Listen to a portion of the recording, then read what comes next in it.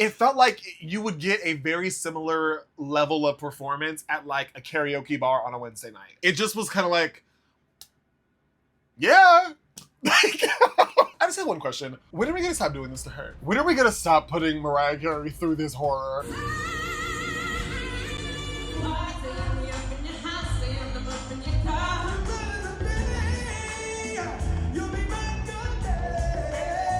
So Mariah Carey was honored at the Music Cares event a couple of weeks ago. I know that I'm late, but I wasn't recording videos at the time. So it is what it is. I'm here now. But at this point, like, I genuinely kind of feel bad for the girl because, like, we have a new Mariah Carey tribute every, year or two? I would say generously every 2 years. And to be fair, it kind of makes sense because Mariah Carey, like, her discography spans like decades and she has so many hit songs. Like, it's kind of ridiculous at this point. But to argue against that, like, every tribute, people basically sing the same, like, 6, 7 songs. So, like, what are we doing here? Why do we keep putting her through, like, having to sit and listen to these tributes that are, like, at best, pretty good, and at worst, just, like...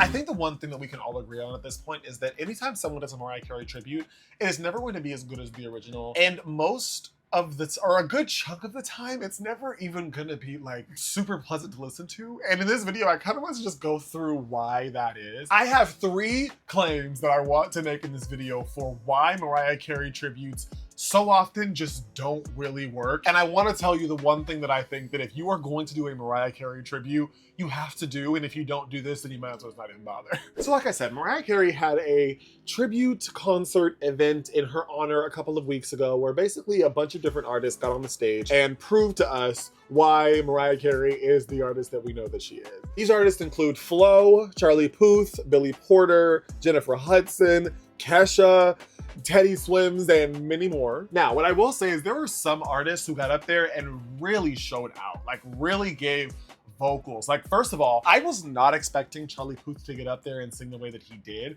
He hit this one note that I was like, Charlie.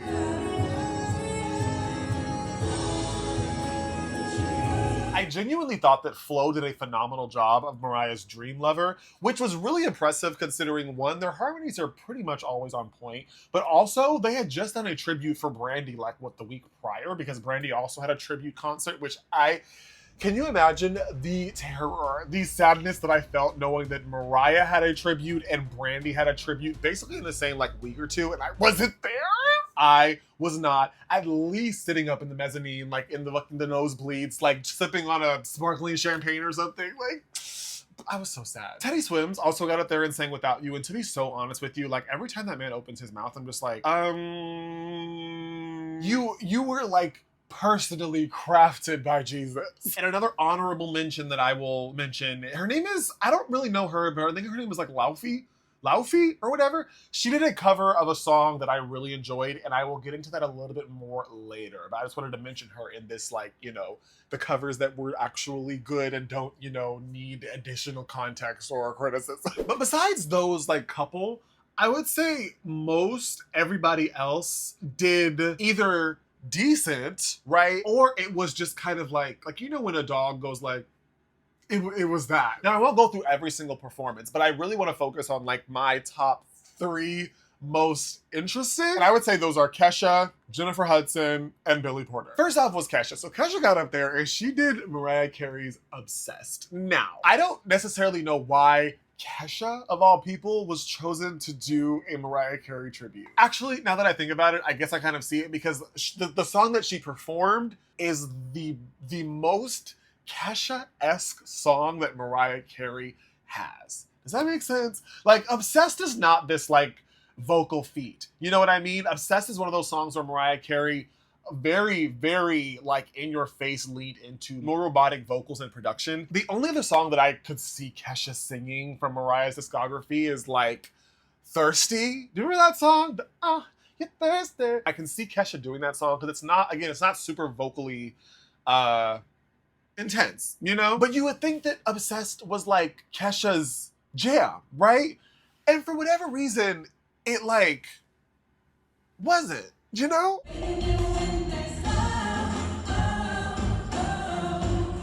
Like, she didn't really add anything. She didn't really change anything up. She didn't give us any new riffs or runs or notes, or she didn't really give us much at all. Like, it felt like she literally was just like singing the song. Like, it felt like you would get a very similar level of performance at like a karaoke bar on a Wednesday night. Like, it just was kind of like, yeah.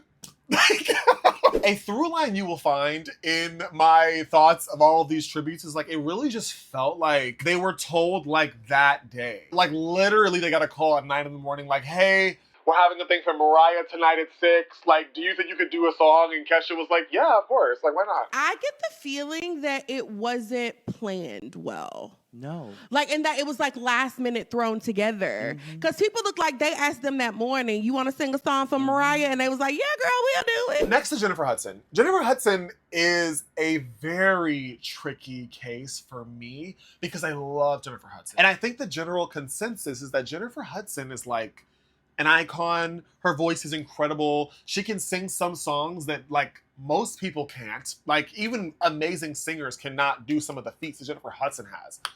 However, what I have noticed myself and what I have heard other people also echo is the thought that Jennifer Hudson at times can be very consistent in her vocal presentation.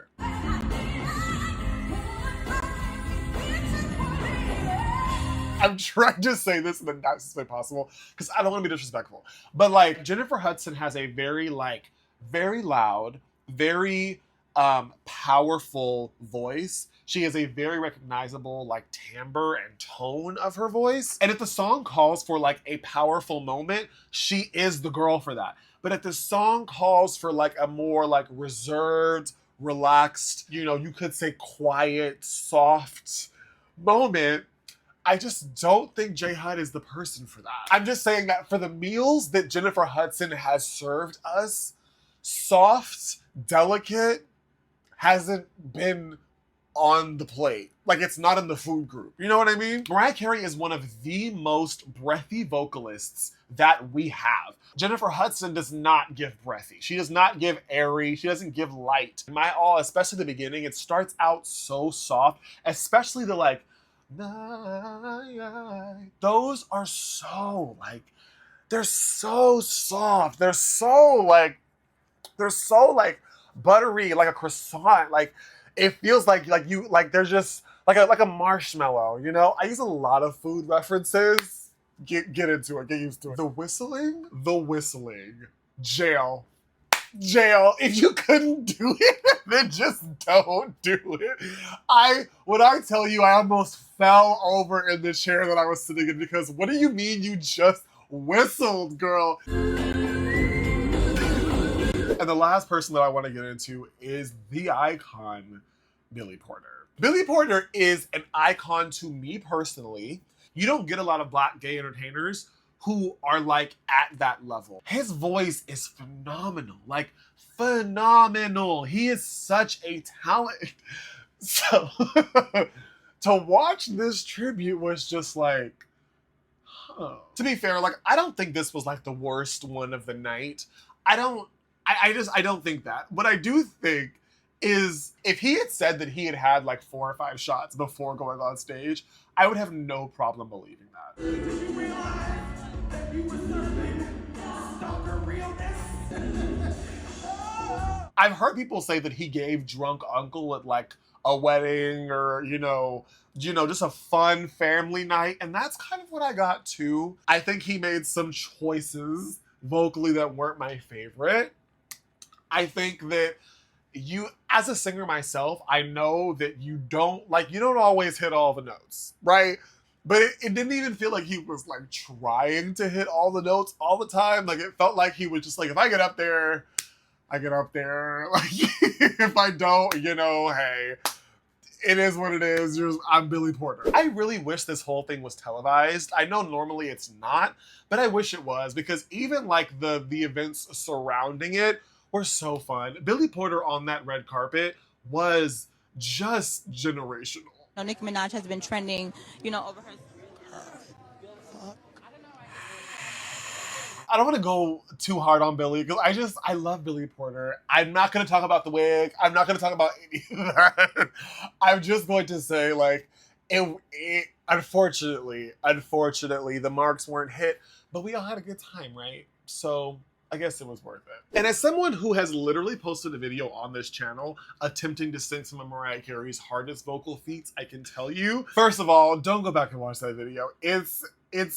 It's not what I thought it was at the time. I was a very, very confident individual a couple of years ago. I still am, but like I was real confident a couple of years ago. I really thought that I was like giving. I think there truly are three things that I think that need to be kept in mind about, first of all, why covers of Mariah Carey songs often don't hit the mark, and what I really think that you should or could, I guess, do to get as close as possible to the best possible outcome. Point number one, Mariah Carey songs are just incredibly hard to sing. Mariah can sing some of the lowest alto notes, not the lowest, but like she can get in the alto range, and then she gets higher than birds, bro. Dogs can hear mama sing. Not only are there a lot of notes, but because Mariah has so many notes at her disposal, she can do so many different things with her voice with them. Mainly different runs and melismas. Not only are there a lot of notes in Mariah Carey's riffs and runs, but they are so precise. Mariah also flips in between her registers like effortlessly. Like she can go from the chest voice to like the head voice. I'm sorry, my voice is so dry because I'm on a cruise ship, if you can't tell. I'm in New Zealand, or no, I'm in Australia now. But this ship is so dry. My throat is so dry on this ship. It's so frustrating. The second point that I want to make is that Mariah Carey is in the Songwriters Hall of Fame for a reason.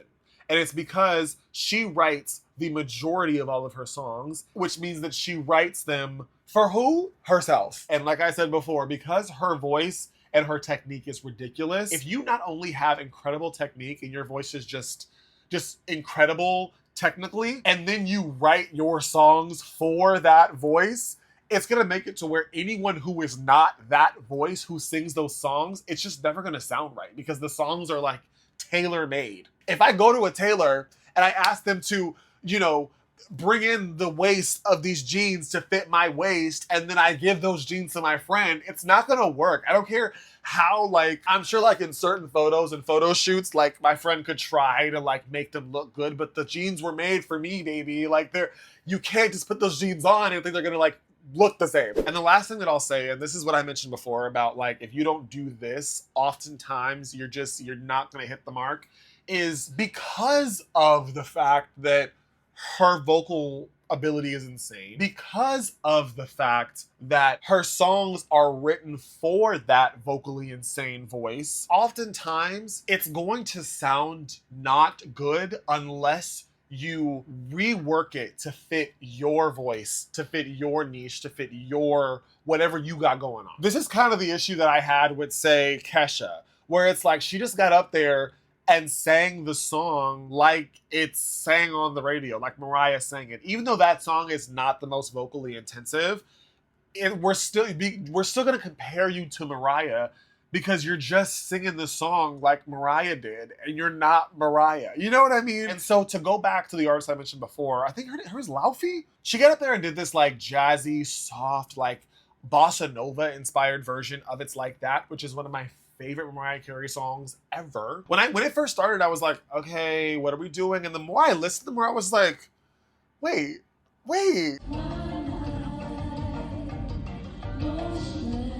And that's honestly what I think is kind of one of the secrets and one of the shortcuts to doing Mariah Carey songs, is to get up there and sing it how you would sing it.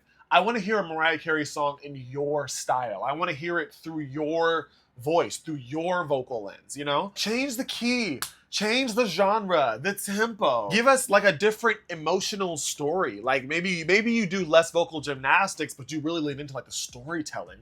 There are so many ways that you can make a Mariah song your own without just getting up there and being well, it's Mariah, so I'm just gonna try to out Mariah. And it's well, that's just a recipe for disaster because we're just gonna be looking at you well, you're not Mariah, so.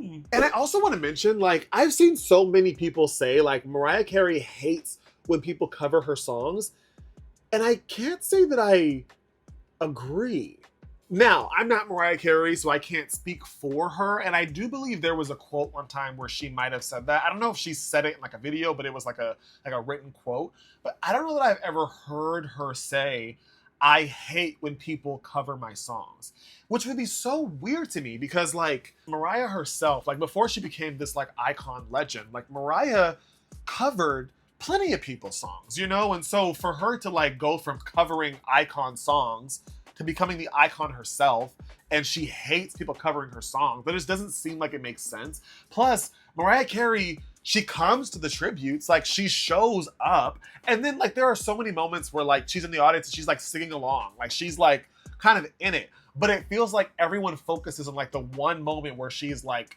you know, she has like RBF, like she's not like smiling and excited or whatever. Like if she looks anything other than like, people are like, oh, she hates it. I think it's way more believable that she just hates when people sing her songs badly.